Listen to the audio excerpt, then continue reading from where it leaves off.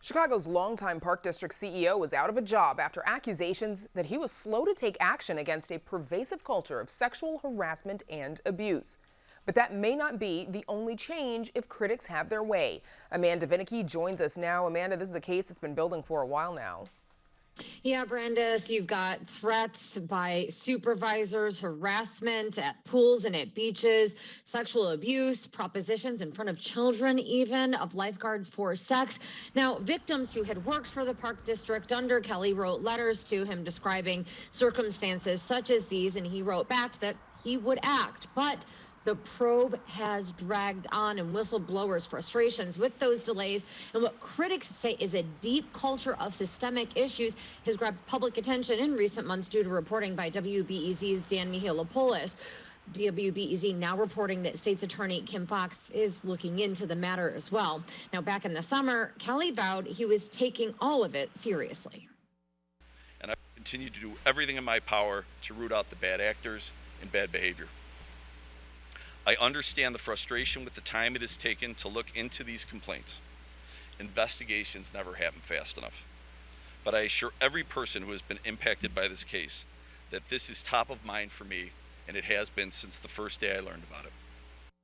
At the time, he said that he was going to see this all through, and to that end, he appeared to have the support of Mayor Lori Lightfoot, who last month stood alongside him at a park ribbon cutting. Now, she didn't actually appoint him to this position.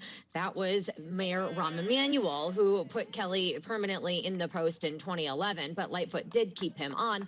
On Friday, the Park District's Board of Commissioners did meet privately. Lightfoot issued a statement at the time saying that she had urged the commissioners to have him oust him, citing a lack of urgency and accountability. The failings of the current Park District administration's response to new allegations of harm to a child persists and simply cannot be tolerated one day longer, she said in a statement. Now, the board at the time did not actually force him out, but by Saturday, Kelly had tendered his resignation effective immediately. It has been an honor to steward this extraordinary organization for the past 10 years. It has also been an honor to serve Chicagoans as public servant for the past 27 years. I have always had the best interests of our patrons and our employees at heart, he said in his resignation letter. Alderman Scott Wagesback was first to call for Kelly to step down, since a handful of other members of the city council have joined that call, among them Alderwoman Rosanna Rodriguez Sanchez, who says it felt like for a long time Kelly was given the benefit of the doubt. It's incredible that after the mayor asked for his resignation, it happened almost immediately. So this could have actually happened before. And it is outrageous that it didn't. I think that there is enough evidence at this point, and that points to the fact that there has been a lot of misconduct, that there has been a lot of damage that has been done. She says the mayor should have taken action against Kelly previously, despite a clause predating the Lightfoot administration that could have put taxpayers on the hook for breaking Kelly's contract early. Now, others have questioned why more members of the city council haven't spoken out, and even why it took so long for many of those who did to do so. I think that there is a political culture in Chicago that is a lot about preserving relationships, that it's a lot about like waiting and seeing so that you don't get in the wrong side of so and so, and that can be very dangerous, and it can be an enemy of good government. She says that is something that should change in Chicago. Now, you have Friends of the Park president Juanita Irizarry saying she wishes that Kelly had been pushed out sooner. She cites a culture of misogyny at the Park District, the harassment of lifeguards and abuse, but also other questions of judgment. Friends of the Parks has long been concerned that the leadership of Mike Kelly did not bring an emphasis on equity across the Park District, and that in fact, maybe he didn't even understand what that term means. We have seen real lack of transparency in a lot of cases.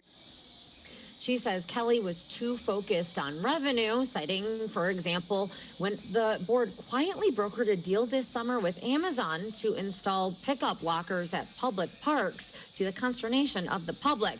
Now, Friends of the Park has other frustrations with Park District leadership, though she says Friends of the Parks, that is, has not specifically discussed whether the board should go after commissioners on Friday did not take action against Kelly.